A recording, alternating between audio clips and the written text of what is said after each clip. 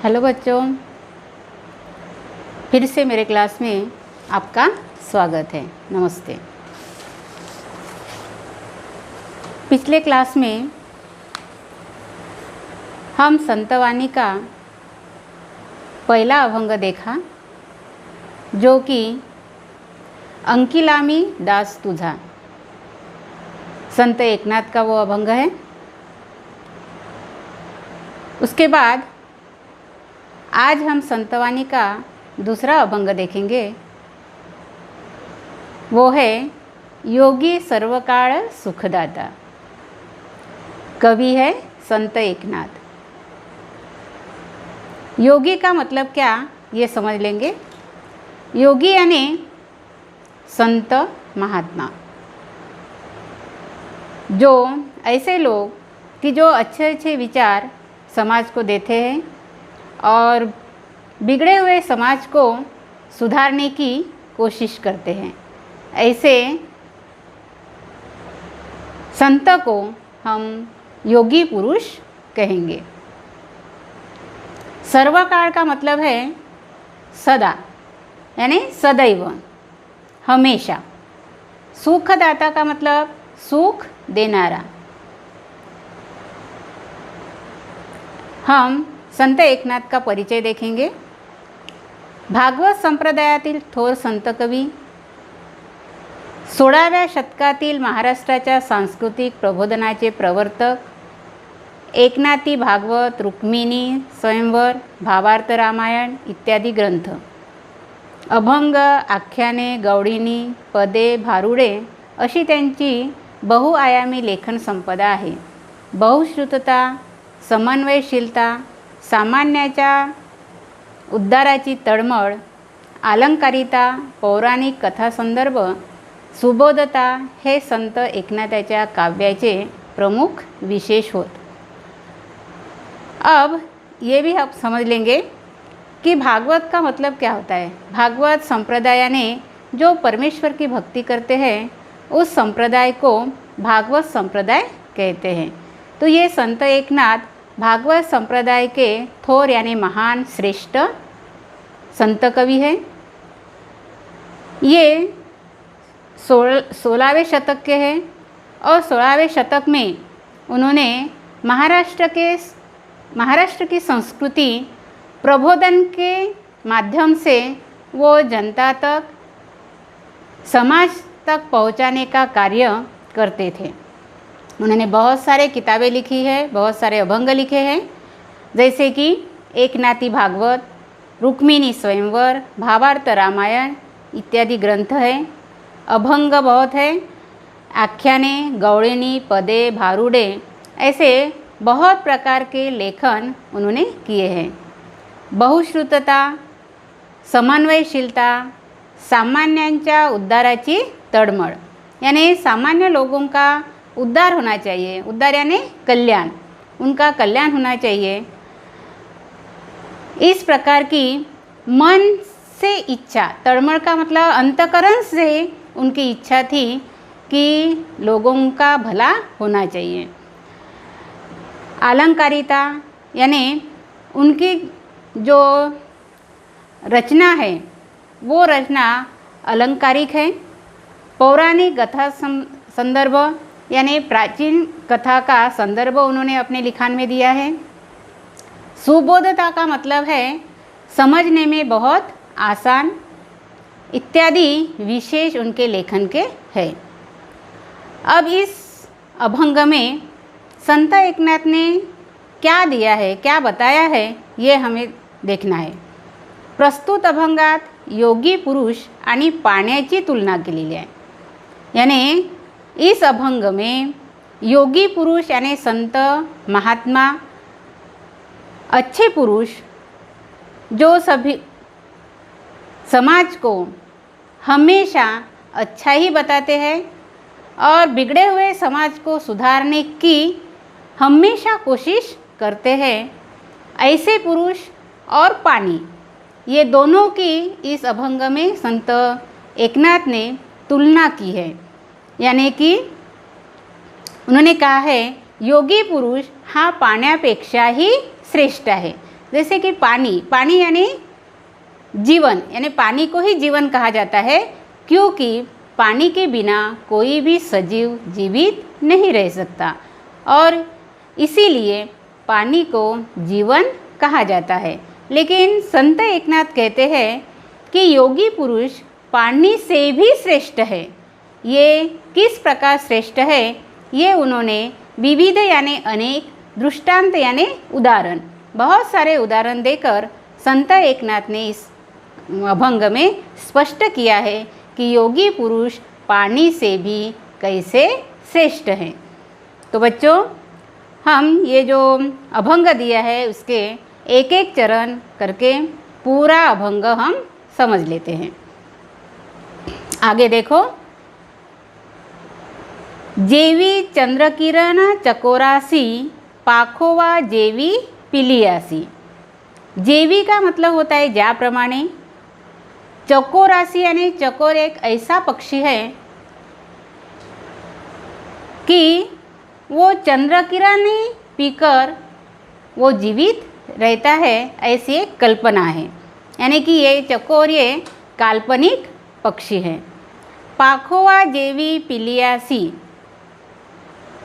पाखोवा का मतलब है पक्षी नीचे पंख, जेवी का मतलब ज्याप्रमाणे, पिलियासी यानी पिल्ल्यांना। तर या चरणमध्ये संत एकनाथ म्हणतात की ज्याप्रमाणे चकोर हा पक्षी चंद्रकिरण पिऊन जगतो, म्हणजे चकोराला चंद्रकिरणाची आवश्यकता आहे, चंद्रकिरणची गरज आहे। ज्याप्रमाणे पिल्ल्यांना पक्षिणीच्या पंखाची गरज आहे, कारण त्या पिल्ल्यांना पंखाने ऊब मिळत असते, संरक्षण मिळत असते, म्हणून पाखोव्याची त्यांना गरज आहे। जीवन जैसे का जीवासी, जीवन म्हणजे पाणी, जैसे याने ज्याप्रमाणे, आणि जीवासी म्हणजे प्रत्येक जीवाला, प्रत्येक सजीवाला पाण्याशिवाय तो जिवंत राहूच शकत नाही, म्हणजे प्रत्येकाला पाण्याची गरज आहे। तेवी सर्वांसी मृदुत्व, ज्याप्रमाणे प्रत्येक सजीवाला पाण्याची गरज आहे, तेवी म्हणजे त्याप्रमाणे, त्याप्रमाणेच सर्वांना, सर्व जीवांना मृदुत्व यानी कोमलत्व, त्याचप्रमाणे सर्वांना कोमलतेचा, मृदुत्वाचा, प्रेमाची गरज आहे। मृदुत्व म्हणजे कोमलता। तर याप्रमाणे मी 2 ओळीचा तुम्हाला अर्थ सांगितलेला है। आगे के कड़वे का अर्थ अपन देखेंगे। जड़ वरी वरी क्षाळीमळ, योगी सर्वकाळ, योगिया सबाह्य करी निर्मल। जड़ का मतलब होता है पानी, वरी वरी का मतलब होता है ऊपर ऊपर से, क्षाड़ी का मतलब होता है धून काढ़ने, मड़ यानी घान। इस चरण में संत एकनाथ कहते हैं कि पाणी मनुष्याच्या शरीरावरचा वरवरचा मळ साफ करते। योगिया सबाह्य करी निर्मळ, पाणी मात्र शरीरावरचा मळ साफ करते, परंतु योगी पुरुष हा सबाह्य, सबाह्य आणि आतून आणि बाहेरून। इथे आतून म्हणजे काय की मनुष्याचा मन, मनाला आणि शरीराला करी निर्मळ, निर्मळ यानी स्वच्छ। पाणी मात्र वरवरून साफ करते शरीराला, परंतु योगी पुरुष मात्र मन आणि शरीर या दोन्ही गोष्टीला साफ करत असते, निर्मळ करीत असते। जसे की सबाह्य म्हणजे काय की मनात जर तुमचे काही वाईट विचार असतील तर तो एखाद्याचं वाईट करू शकतो, आणि चांगले विचार असतील तो दुसऱ्याचं चांगलं करू शकतो. मनात अनेक वाईट विचार येतात, अनेक चांगले विचार येतात, परंतु योगी पुरुषांच्या सहवासात राहिल्याने योगी पुरुष हा मनापासून व्यक्तीला निर्मळ करण्याचा प्रयत्न करीत असतो. आणि म्हणून इथे संत एकनाथ म्हणतात की पाणी हे वरवरून साफ करत असते, परंतु योगी पुरुष मात्र एखाद्या व्यक्तीला आतून आणि बाहेरून, मनातून आणि शरीराला पण साफ करीत असते, निर्मळ करीत असते. उदक सुखी करी एक वेळ. उदक म्हणजे पाणी, सुखी करी एक वेळ. जेव्हा मनुष्याला किंवा सजीवाला जेव्हा तहान लागत असते तेव्हा उदक म्हणजे पाणी मनुष्याला सुखी करीत असते. परंतु योगी सर्व काळ सुखदाता. परंतु योगी पुरुष मात्र सर्व काळ म्हणजे सदैव सुख देत असते. दाता म्हणजे देणारा. तो सदैव सुखच देत असतो, सदैव तो आनंदच देत असतो. परंतु उदकाचं मात्र तसं नसते. काही वेळापुरतंच तो सुख देईल, पण पुन्हा मात्र पाण्याची गरज भासत असते. अशा प्रकारे या ठिकाणी संत एकनाथांनी पाणी आणि योगी पुरुष याची तुलना केलेली आहे, आणि पाण्यापेक्षाही योगी पुरुष कसा श्रेष्ठ आहे हे त्यांनी सांगितलेलं आहे.